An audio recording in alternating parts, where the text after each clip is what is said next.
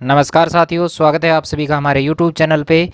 तो आज हम यहाँ पे चर्चा करने वाले हैं आरपीएससी सेकंड ग्रेड का जो सेकंड पेपर होगा हिंदी का, उसका जो सिलेबस रहेगा उसको लेके हम बात करेंगे। तो मैंने पहले वाले वीडियो में बता भी दिया है कि सेकंड ग्रेड की जो भर्ती है वो जल्द ही आने वाली है। कुछ ही दिनों में जो है यहाँ पर नोटिफिकेशन भी जारी होने वाला है, लगभग माने तो जून तक।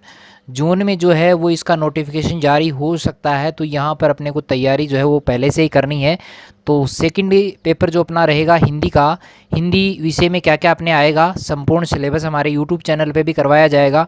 हमने पहले भी जो है अपना सेकंड ग्रेड जो 2022 वाली भी हुई थी उसमें भी हमने जो है लगभग कोर्स जो है वो करवाया है।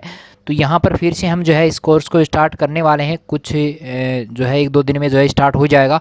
तो सबसे पहले हम बात करेंगे कि हमें पढ़ना क्या है, क्या हमारे सिलेबस में रहेगा, किस तरह का मैटर हमें तैयार करना है, कैसे पढ़ना है, सारी चीज़ें हम यहाँ पर डिस्कस करेंगे। तो चलिए शुरू करते हैं आज का ये वीडियो। देखिएगा, सबसे पहले हम बात करें खंड एक जो अपना रहेगा, इसमें माध्यमिक और उच्च माध्यमिक जो स्तर रहेगा, यानी 10th और 12th में पहले जो होता था कि बुक्स वगैरह जो है वो उसमें काम में आती थी, आजकल बुक्स में से जो है कुछ भी नहीं आता है। यहाँ पर माध्यमिक और उच्च माध्यमिक स्तर में सिर्फ और सिर्फ जो है वो जो व्याकरण है, अपने व्याकरण जो है वो उसमें आती है। और क्या क्या इसमें आएगा तो देखते हैं इसमें क्या क्या शामिल है। सबसे पहले देखिएगा वर्ण व्यवस्था। वर्ण जो विचार है उसमें आपके स्वर आएंगे, व्यंजन आएंगे। स्वरों का जो वर्गीकरण है, किस तरह से कितने आधारों पे है, वो सारा पढ़ना है अपने को। व्यंजन किसे कहते हैं, व्यंजन कितने प्रकार के होते हैं, और व्यंजनों का जो वर्गीकरण है, भेद है, उपभेद है, वो सब यहाँ पर हम डिटेल से जो है वो पढ़ना अपने को पड़ेगा। तभी जाके जो है वो सेकंड ग्रेड में नंबर आना जो है वो संभव हो पाता है। आप मान के चलिए जब तक आपके 350 प्लस नहीं आते हैं तब तक आपका जो है 500 में से 350 आपको नंबर लाने ही लाने हैं। और वो नंबर तभी आएंगे, अकेले जीके से नहीं आएंगे। वो जीके में भी आपको अच्छी परफॉर्मेंस करनी पड़ेगी, और उसके अलावा आपको जो है अपने सब्जेक्ट में भी पूरी पकड़ करनी पड़ेगी। अगर पकड़ चाहिए तो इसके लिए अपने को हर टॉपिक को जो है गहराई से पढ़ना भी पड़ेगा। तो देखिएगा आगे अगला रहेगा शब्द वर्गीकरण। शब्दों में अपने को देखो स्रोत के आधार पे अपने जो है 3 प्रकार के जो शब्द हैं, तत्सम है, तद्भव है, विदेशी है, इन शब्दों को अपने को बढ़िया से तैयार करना पड़ेगा। और यहीं से जो है 1-2 क्वेश्चन जो है लगभग आता ही रहता है। दूसरा अपना शब्द वर्गीकरण है व्याकरण आधारित, जिसमें विकारी और अविकारी शब्द हैं। विकारी 4 प्रकार के होते हैं, संज्ञा, सर्वनाम, विशेषण, क्रिया है। अविकारी शब्दों को पढ़ना है और उनके भेद और उपभेद जो है वो सब हमें डिटेल से पढ़ना पड़ेगा। आगे व्याकरण कोटियों में जैसे लिंग है, वचन है, कारक है, काल है, वाच्य है, ये कोई ज़्यादा बार बार माथापच्ची करने से नहीं होता है। इनको आप 2-4 बार पढ़ेंगे तो अपने आप ये सारी चीज़ें याद हो जाती हैं। इनको कोई रटना और वो काम अपना नहीं करना है, और करेंगे भी नहीं, सरल तरीके से इसको सभी को जो है क्लियर करेंगे। चलिए आगे जो रहेगा शब्द रचना में देखिएगा संधि है। संधि बढ़िया तरीके से हमने करवा रखी है, और भी हम बढ़िया तरीके से जो है आगे करवाएंगे। तो आगे जो परीक्षा आएगी 2024 में जो परीक्षा होगी उस हिसाब से हम सारा जो है यहाँ पर मैटर तैयार करवाएंगे। 2023 में 22 में जो भी अपना पेपर हुआ है उस पेपर के हिसाब से जो है सारा हम क्लियर करवाएंगे। उपसर्ग प्रत्यय है वो भी आपको बढ़िया तरीके से इसमें पढ़ना पड़ेगा। शब्द ज्ञान में जैसे पर्यायवाची शब्द हैं, विलोम शब्द हैं, अनेकार्थक शब्द हैं, सम श्रुत भिन्नार्थक शब्द हैं, वाक्यांश के लिए एक शब्द है, ये सारी चीज़ें डिटेल से हम करवाएंगे। आरबीएससी की जो व्याकरण की जो बुक है उसको भी हम यहाँ पे पूरा का पूरा पढ़ेंगे, और इनमें सब वो डिटेल से हम करेंगे जो हमने मतलब आपने कहीं नहीं पढ़ा होगा। वो चीज़ें भी मैं यहाँ पे करवाऊँगा, जो बढ़िया तरीके से जो मतलब परीक्षा में अगर एग्जामिनर कितने भी तरीके से अगर क्वेश्चन घुमाए तो वो हम क्लियर कर सके, वो सारा मैं यहाँ पर बढ़िया तरीके से करवाऊँगा। ठीक है।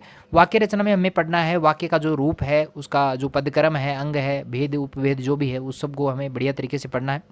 चलिए आगे देखिए, आगे जो अपना रहेगा यहाँ पे शब्द शुद्धिकरण, ये बड़ा इम्पोर्टेंट है। इसको मतलब इसका कोई वैसे कोई टॉपिक है नहीं वास्तव में ये, लेकिन हमें बार बार अब इन चीज़ों को पढ़ते हैं तो हमें ये क्लियर हो जाना चाहिए कि शब्द जो है शुद्ध रूप में किस तरह से लिखा जाता है।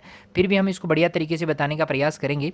वाक्य शुद्धिकरण रहेगा, वाक्य को शुद्ध करना हम बताएंगे, और विराम चिन्हों का सही परिचय आपको बताएंगे, और मुहावरे और लोकोक्तियाँ आपको इसमें पढ़नी है, वो सारी मैं यहाँ पे शामिल करूँगा जो आपके लगभग 6वीं क्लास से लेके 12वीं क्लास तक जो बढ़िया तरीके से किताबों में है, एनसीईआरटी की जो बुक में है, मतलब जो भी है वो सारे मैं यहाँ पे क्लियर कराऊंगा। ठीक है। आगे देखिएगा यहाँ पे अपठित गद्यांश पद्यांश पर आधारित जो क्वेश्चन बनते हैं, सरल वास्तव में सरल है दोनों, पद्यांश वाला थोड़ा सा हार्ड रहता है, लेकिन सारा बढ़िया तरीके से करवाया जाएगा। चलिए आगे देखिएगा, इसमें आगे जो रहेगा खंड 2 है, इसमें 2 में देखो अपने स्नातक स्तर का थोड़ा सा आएगा, थोड़ा लेवल थोड़ा स्टैंडर्ड का है, थोड़ा ऊपर ही लेवल है। शब्द शक्तियाँ जो है उसके भेद उदाहरण जो है हमें 3 शब्द शक्तियाँ हैं अपनी, उन तीनों शब्द शक्तियाँ मतलब क्या है, किस तरह के उदाहरण उसमें से आ सकते हैं, वो सारी चीज़ें हम क्लियर करेंगे। ये पढ़ना भी जरूरी है। काव्य की जो रीतियाँ हैं, गुण दोष हैं, और दोष में देखो अपने श्रुति कटुत्व दोष रहेगा, ग्रामत्व दोष रहेगा, अप्रतित्व दोष रहेगा, क्लिष्टत्व दोष रहेगा, अक्रमत्व है तथा दुष्कर्मत्व। ये जो कुछ है इनका मतलब 2-3 वीडियो में ये सारा काम हो जाएगा। बढ़िया तरीके से इसको क्लियर करवाएंगे, उदाहरण जितने बनते हैं वो सारे करवाएंगे, क्या अर्थ निकलता है, किस तरीके से मतलब इससे सवाल पूछा जा सकता है, वो सारी चीज़ें हम क्लियर करेंगे। अलंकार की हम बात करें, अलंकारों के नाम दिए गए हैं, श्लेष है, यमक है, उपमा है। मतलब ये किसे कहते हैं, ये वास्तव में क्या होता है, इसका सामान्य अर्थ क्या है, इसके कौन कौन से उदाहरण पूछे जा सकते हैं, वो सारी चीज़ें जितने उदाहरण ये जो अलंकार दिए गए हैं उन सब के बारे में सब डिटेल से हम पढ़ेंगे। ठीक है। छंद क्या है बात करूँ तो छंद में देखो, छंद वास्तव में क्या होता है, छंद किस शब्द से बना है, और द्रुत विलंबित क्या होता है, हरि गीतिका, कवित्त, शवैया, दोहा, सोरठा, ये जो कुछ दिए गए हैं यहाँ पे, इन छंदों के बारे में वास्तव में क्या होता है, किसे कहते हैं, कितने प्रकार के मतलब हो सकते हैं, क्या क्या इसमें रहेगा, वो सारी डिटेल से हम बात करेंगे। रस को मैं बात करूँ तो रस का जो स्वरूप है, रसावयव है, रस के जो भेद हैं, वो सारे हम बढ़िया तरीके से बात करेंगे, एक एक चीज़ को हम गहराई से पढ़ेंगे। चलिए आगे देखिएगा, हिंदी साहित्य का इतिहास, बैखंड इसमें रहेगा, ग्रेजुएशन लेवल का है ये। हिंदी साहित्य का इतिहास हमें पढ़ना है, जिसे उसका नामकरण है, कौन कौन से जो कवि हुए हैं अपने, उन्होंने क्या क्या उसका नामकरण रखा है, इतिहासकार हुए हैं, काल विभाजन उनका किस तरीके से किया गया है। जैसे आदिकाल है तो आदिकाल की जो काव्य धाराएँ हैं, प्रवृत्तियाँ हैं, प्रमुख रचनाएं, रचनाकार है, वैसे ही हमें भक्तिकाल का पढ़ना है। उसी तरीके से रीतिकाल, आधुनिक काल है। आधुनिक काल में हमें पद्य का जो किस तरह से विकास हुआ, उसमें भारतेंदु युग को पढ़ना है, उसमें द्विदिक युग को पढ़ना है, छायावाद, प्रगतिवाद, नई कविता, ये सारी हमें बढ़िया से पढ़नी है। आधुनिक काल में हमें गद्य का विकास भी पढ़ना है, जैसे कहानी है, उपन्यास है, नाटक है, निबंध है, संस्मरण है, ये सारा मतलब बढ़िया तरीके से बताएंगे। और वो चीज़ें ज़्यादा हम बताएंगे। देखो पढ़ना वो नहीं है कि आप ढेर सारी चीज़ें पढ़ें, पढ़ना वो है कि हमें वास्तव में पढ़ना क्या है, जो आएगा वो हमें पढ़ना है। सब नहीं पढ़ना है, सब पढ़ेंगे तो हम पीछे रह जाएंगे, और हमें पीछे नहीं रहना, हमारा टारगेट होना चाहिए सेकंड ग्रेड क्लियर होनी चाहिए। चलिए सेकंड की मैं बात करूँ तो हिंदी भाषा का उद्भव और विकास इसमें पढ़ना है, हिंदी और उसकी बोलियों का सामान्य परिचय में पढ़ना है, देवनागरी लिपि के बारे में हमें समझना है। ये सारी चीज़ें हम डिटेल से करेंगे भी, और एक एक चीज़ को मतलब गहराई से पढ़ेंगे भी। अब देखो जो मैं नहीं करवाऊंगा वो चीज़ें मैं बता देता हूँ। कबीर ग्रंथावली जो है वो मेरी करवाई हुई है, पीछे वाले वीडियोज़ में आप जाइएगा, वहाँ पे सेकंड ग्रेड का जो है हिंदी का वहाँ पे अपना जो है प्लेलिस्ट बनाई हुई है, तो वहाँ से आप कबीर ग्रंथावली को पढ़ लीजिएगा। साखी उसमें दिए गए हैं, 5 अंग उसको पढ़ाए हैं मैंने, पद उसके 10 है। श्याम सुंदर दास जो इसके संपादक हैं, वो मैंने सारा डिटेल से इसमें बता रखा है। तुलसीदास में मैंने लगभग रामचरितमानस का जो बालकांड है वो लगभग पूरा करवा रखा है, उसका अर्थ सहित उसकी जो पूरी डिटेल्स हैं वो मैंने करवा रखी है। ठीक है।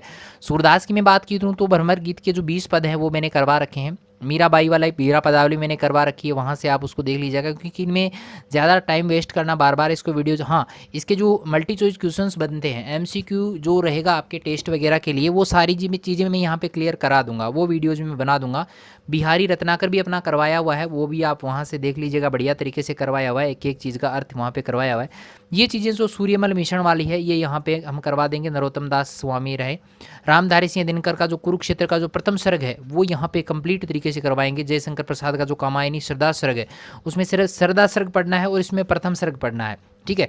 रामचंद्र शुक्ल का जो चिंतामणि है उसका भाग फर्स्ट पे पढ़ना है, उसमें केवल आपको उत्साह, श्रद्धा, भक्ति, लोभ और प्रीति, ये कुछ जो भाग हैं ये अपने को पढ़ने हैं, इसके अलावा नहीं पढ़ना है। मोहन राकेश का लहरों के राजहंस जो है नाटक है वो अपने को पढ़ना है।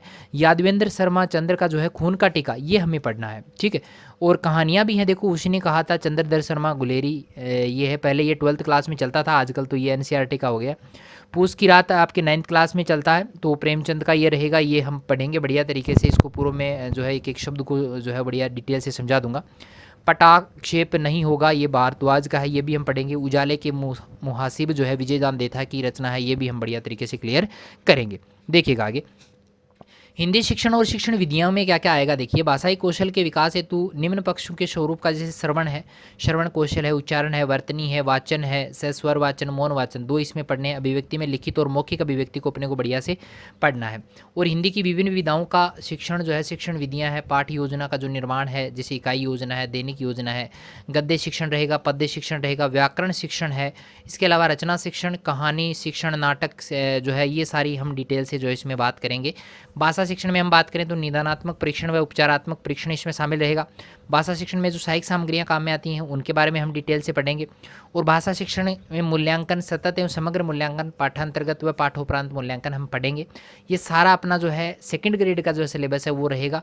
फर्स्ट ग्रेड की भी हम बात करेंगे कि फर्स्ट ग्रेड की अगर आप तैयारी करते हैं तो उसमें हमें हिंदी में क्या क्या पढ़ना है, मतलब पूरा हम डिटेल से करेंगे। जो टॉपिक कॉमन है वो टॉपिक हम पहले करेंगे और जो अलग अलग रहेगा वो हम बाद में अलग अलग तरीके से करवा देंगे। लगभग मान के चलिए कि आपके पास 10 से 12 महीने का टाइम आपके पास रहेगा। इन महीनों में आपको किस तरह से तैयारी करनी है वो हम डिटेल से जो है यहाँ पे करेंगे, आराम से धीरे धीरे करेंगे, ज़्यादा हम जो हड़बड़ाहट में काम नहीं करते। ठीक है, तो चलिए मिलते हैं नए वीडियो के साथ में। जीके का पेपर आप इसमें देख लीजिएगा, वीडियो हमने डाल रखा है, फिर भी इसका डिस्क्रिप्शन जो है मैंने उसमें लिंक भी दे रखा है, तो वहाँ से भी आप जो है इसको बढ़िया से पढ़ सकते हैं। ठीक है, तो चलिए मिलते हैं नए वीडियो के साथ में, तब तक के लिए थैंक यू।